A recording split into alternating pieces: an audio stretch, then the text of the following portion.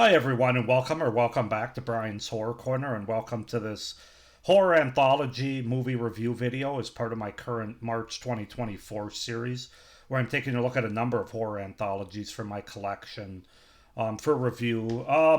So today we're going to go ahead and take a look at one that probably most of you haven't heard of before. That's because it's very low budget, shot on video horror anthology movie, and that is the movie Terror Overload from 2009. I didn't know anything about this movie, so going into it blind and wishing I came out of it blind as well. But no, let's just go ahead and get into it. This will be a short video, by the way, because I just don't have that much to say about this movie. Terror Overload is a 2009 horror comedy. I would probably say it's more of a horror porno, but that's me. So basically, the premise is hoping to hitch a ride down the highway. Sexy young Debbie finds herself picked up by a creepy big rig driver who relays to her a series of terrifying narratives in this horrific collection of short films. Horrific, huh? Interesting. In the wraparound story called Devil Driver, a creepy truck driver tells a trilogy of terrifying tales to a sexy standard hitchhiker that includes Dinner Date, Lot Lizard, and Mongo Chupa. She has no idea what the ride has in store for her. And we have no idea what this movie has in store for us either. This movie is directed by Bryant Johnson, Kevin Muir, Jason Stefanson. Stefanson? I don't know. Doesn't really matter. As far as the cast goes, Joe Netter is the Devil Driver, Clown 1. Sarah French is Debbie, also known as Scarlet Salem. I think Sarah French is known as Scarlet Salem. And then Ari Lehman plays Ray in the Mongo Chupa story. Now, if you're wondering why I listed him, it's because he was, of course, from Friday the 13th fame. He played the kid version of Jason in the original Friday the 13th movie. So it was interesting to see him in this movie. So, yeah, that's sort of the setup, the premise, the idea, the cast, the garbage that this movie has to offer. Um, Getting into my review for it, like I said, it's going to be short. This, in case you can't tell, this movie really didn't work for me, and I'm trying not to come off as a big old douche here about, low budget horror movies just aren't for me, because that's not true. In fact, I just reviewed one earlier in this series, Hell Block 13, that I'm not going to say it's a good movie, but it's a low budget movie with Debbie Rochon and Gunnar Hansen that was competent. It was a low budget movie, but the stories were interesting, and I really liked the wraparound story with those two in them, Gunnar Hansen and Debbie Rochon.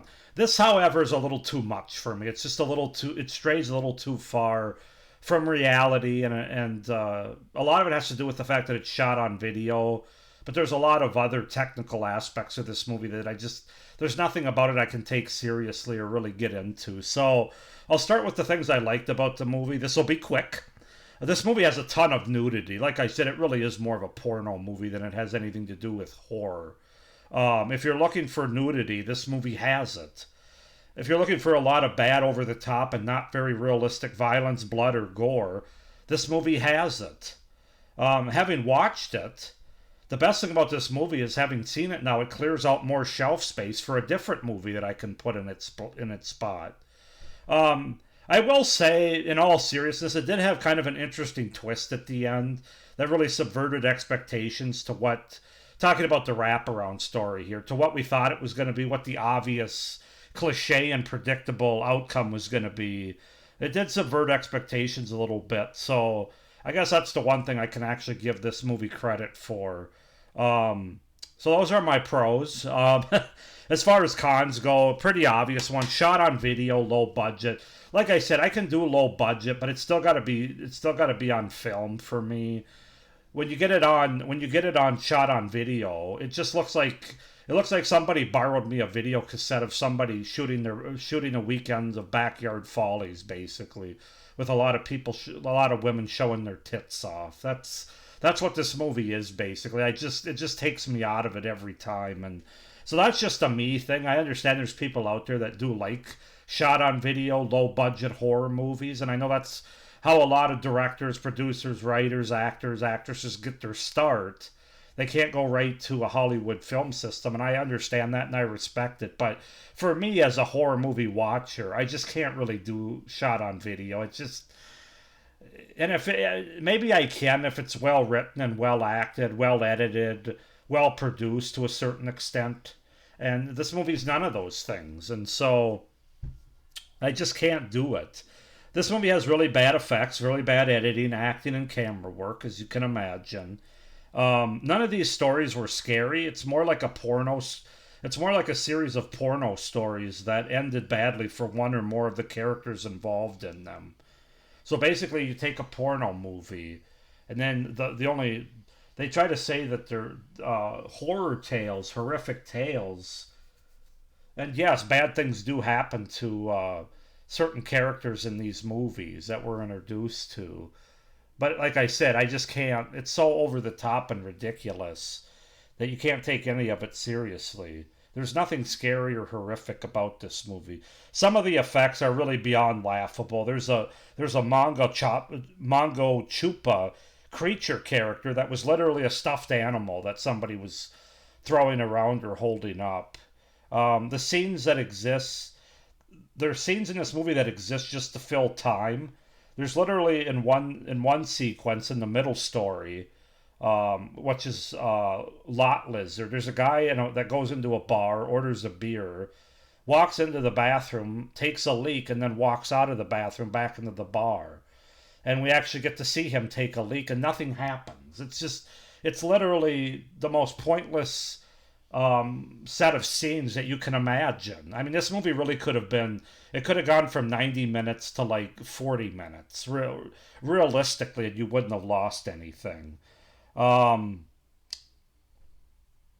and then my final con, I would say, the person that was responsible for editing this movie, um, do you know what editing is? Just a question. So again, I know I'm coming across like a real douchebag. I don't mean to. As I said, I understand that a lot of people get their start here, but I just can't. I can't do shot on video this low of quality. And I think that's the key. Low quality as opposed to low budget, because Hell Block 13 is the perfect example of a low budget horror movie, but that you can get some enjoyment out of. This is a low quality horror anthology movie. Forget about the budget. It's just low quality. And so I'm going to give this movie a 3 out of 10. I'm not really sure why. I guess the twist that I mentioned in my pros gets some at least 2 of those 3. And then the fact that there are people that are trying for whatever it's worth is where the other one comes from. So 3 out of 10. I can't recommend this. I can't. Maybe if you can find it on YouTube video or something. But this is going on my pile of movies to sell / donate, to / get rid of. So that's Terror Overload from 2009, 3 out of 10. If there is anybody out there that's actually seen this movie, please comment down below. Please like this video, hit the little notification bell so you don't miss any of my upcoming reviews, which I promise the next one is going to be a much more well-known horror anthology movie, and a good one from all accounts from what I've heard.